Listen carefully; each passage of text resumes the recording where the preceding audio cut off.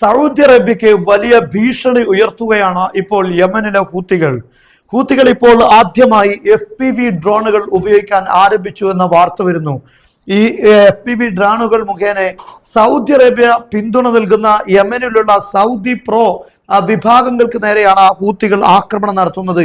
യഥാർത്ഥത്തിൽ ഇപ്പോൾ സൗദി അറേബ്യയെ ഹൂത്തികളിൽ നിന്നും സംരക്ഷിക്കുന്നത്, അല്ലെങ്കിൽ സൗദി അറേബ്യയുടെ ബോർഡർ സംരക്ഷിക്കുന്നതിൽ ഏറ്റവും പ്രധാനമായ പങ്ക് വഹിക്കുന്നത് യമനിലുള്ള സൗദി അറേബ്യയെ പിന്തുണക്കുന്ന സൈനിക സംവിധാനങ്ങളാണ്. ആ സൈനിക സംവിധാനങ്ങൾക്ക് നേരെയും സൈനികർക്ക് നേരെയുമാണ് ഇപ്പോൾ FPV ഡ്രോണുകൾ ഉപയോഗിക്കുന്നത്. യഥാർത്ഥത്തിൽ FPV ഡ്രോണുകളിൽ നിന്നും മറഞ്ഞു നിൽക്കാൻ വ്യക്തമായ സുരക്ഷിതമായ മേഖലകൾ ഈ സൈനികർക്ക് ഇല്ലാത്തത് കൊണ്ട് തന്നെ വലിയ പ്രതിസന്ധി ഉണ്ടായിരിക്കുകയാണ്. മാത്രമല്ല FPV ഡ്രോണുകളെ പ്രതിരോധിക്കാനുള്ള സംവിധാനവും ഈ യമനിലെ ഈ വിഭാഗത്തിന്റെ കൈവശം ഇല്ല എന്നതും ഇവിടെ ആശങ്കപ്പെടുത്തുന്ന കാര്യമാണ്. സൗദി അറേബ്യയെ സംബന്ധിച്ചിടത്തോളം ഈ വിഭാഗങ്ങളെ ആക്രമിച്ച് ഹൂത്തികൾ ഇപ്പോൾ ഈ നിലവിൽ ഈ സൈനികരുള്ള സൗദി അറേബ്യ പിന്തുണ നൽകുന്ന ഈ വിഭാഗങ്ങൾ അവരുടെ മേഖല കൂടെ ഹൂത്തികൾ പിടിച്ചടക്കിയാൽ സ്വാഭാവികമായും സൗദി അറേബ്യക്ക് അത് വലിയ ഭീഷണിയാകും. ഹൂത്തികളുടെ നേരിട്ടുള്ള ആക്രമണത്തിന് സൗദി അറേബ്യ വിധേയമാകേണ്ടി വരും എന്ന പ്രധാനപ്പെട്ട ഒരു കാര്യമുണ്ട്. മാത്രമല്ല സൗദി അറേബ്യയിലുള്ള സൈനികർക്ക് നേരെയും അത്തരത്തിലുള്ള ഒരു ആക്രമണം ആരംഭിക്കാൻ തുടങ്ങിയാൽ അത് വലിയ മേഖലകളും ഹൂത്തികൾ പിടിച്ചെടുക്കാനുള്ള സാധ്യതയുണ്ടാകും. ഈ അടുത്ത കാലങ്ങളിലായി ഇത്തരത്തിലുള്ള FPV ഡ്രോണുകൾ വലിയ തോതിൽ വികസിപ്പിച്ചിട്ടുണ്ടാകും. നമുക്കറിയാം ഇസ്രായേലിനെതിരെ ലെബനാനിലെ ഹിസ്ബുള്ള ഇത്തരം ഡ്രോണുകളാണ് അവസാനമായി ഉപയോഗിച്ചിട്ടുള്ളത്. അതിലാണ് യഥാർത്ഥത്തിൽ ഇസ്രായേലി സൈനികർക്ക് വലിയ രൂപത്തിലുള്ള പ്രതിസന്ധി ഉണ്ടായിട്ടുള്ളത്.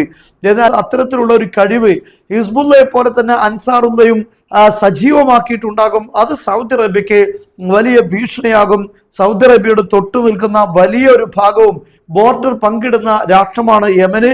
എന്നാൽ ആ യമനിലെ സഅദയിലാണ്, അതുപോലെ സൻഅ തുടങ്ങിയിട്ടുള്ള ഭാഗങ്ങളിലാണ് ഇപ്പോൾ ഹൂത്തികൾ ഉള്ളത്. സൗദി അറേബ്യയുടെ സഅദ ഒരു ഭാഗം അതിർത്തി തന്നെയാണെങ്കിൽ പോലും വലിയ ഭാഗവും ഇപ്പോൾ യമനിൽ സൗദി അറേബ്യ പ്രൊട്ടക്ട് ചെയ്യുന്ന, സൗദി അറേബ്യ പിന്തുണക്കുന്ന വിഭാഗങ്ങളുടെ കൈവശമാണ് ഉള്ളത്. എന്നാൽ അതുകൂടെ യമനിലെ ഹൂത്തികൾ കൈയടക്കിയാൽ വലിയ രൂപത്തിലുള്ള പ്രതിസന്ധി സൗദി അറേബ്യ നേരിടേണ്ടി വരും. അതിനിടയിൽ നമ്മുടെ പ്രേക്ഷകരായ പല ആളുകൾക്കും ഉപകാരപ്പെടാവുന്ന ഒരു പ്രധാനപ്പെട്ട ഒരു കാര്യം ഓർമ്മപ്പെടുത്തുകയാണ്. സൗജന്യമായ ഇംഗ്ലീഷ് പഠനത്തോടൊപ്പം നമ്മുടെ കുട്ടികൾക്കുള്ള മദ്രസ പഠനവും കൂടെ നൽകുന്ന കേരളത്തിലെ ഏക സ്ഥാപനമാണ് ത്വയ്ബ അക്കാദമി. മറ്റുള്ള എല്ലാ സ്ഥാപനങ്ങളിൽ നിന്നും വ്യത്യസ്തമായി 2 പ്രത്യേകതകളാണ് ഈ സ്ഥാപനത്തിനുള്ളത്. ഒന്നാമത്തേത്, ഓരോ കുട്ടികളെയും ഇനീഷ്യൽ അസസ്മെന്റ് നടത്തി പ്രത്യേകമായ ഇൻഡിവിജ്വൽ എഡ്യൂക്കേഷൻ പ്ലാൻ തയ്യാറാക്കിക്കൊണ്ടാണ് ഈ കുട്ടികളെ പഠിപ്പിക്കുന്നത്.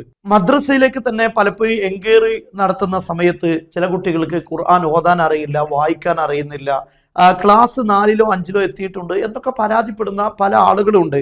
അങ്ങനെയുള്ള കുട്ടികളെയെല്ലാം ഇതിലൂടെ നമുക്ക് അസസ്മെന്റ് സെഷൻ നടത്തി ആ കുട്ടിയെക്കുറിച്ച് കൃത്യമായി മനസ്സിലാക്കി അതിനനുസരിച്ചുള്ള ഒരു എഡ്യൂക്കേഷൻ പ്ലാനാണ് മദ്രസ തയ്യാറാക്കുന്നത്. രണ്ടാമത്തെ കാര്യം, ഫ്രീ ഇംഗ്ലീഷ് ലേണിംഗ്. നമ്മുടെ കുട്ടികൾക്ക് സ്കൂളിലാണെങ്കിലും ഏറ്റവും ഉന്നതമായ സ്ഥാനത്തെത്താൻ അവരെ പര്യാപ്തമാക്കുന്ന ഒരു രീതിയാണ് ഈ പ്ലാനിങ്ങിലൂടെ അക്കാദമി തയ്യാറാക്കുന്നത്. കുട്ടികൾക്ക് ഫ്ലുവൻ്റ് ആയി വായിക്കാനും സംസാരിക്കാനും അതോടൊപ്പം ഇംഗ്ലീഷ് ഗ്രാമറുകളെല്ലാം പഠിപ്പിക്കുന്ന രീതിയാണ്, അത്തരത്തിലുള്ള സിലബസ് ആണ് ഇതിൽ തയ്യാറാക്കിയിട്ടുള്ളത്. നമ്മൾ വിദേശത്തായതുകൊണ്ടോ അല്ലെങ്കിൽ മദ്രസയിൽ പഠിപ്പിക്കാൻ എന്തെങ്കിലും രീതിയിൽ തടസ്സം നേരിടുന്ന ആളുകൾക്കോ ഇതൊരു പക്ഷേ വലിയ ഉപകാരമാകാനുള്ള സാധ്യതയുണ്ട്. എന്നാൽ മദ്രസയോടൊപ്പം തന്നെ അവർക്ക് ഇംഗ്ലീഷും ലഭിക്കുന്നു എന്നതാണ് കേരളത്തിൽ ഓൺലൈൻ രംഗത്ത്, മദ്രസ രംഗത്ത് ഈ സ്ഥാപനത്തിന്റെ മാത്രം പ്രത്യേകത.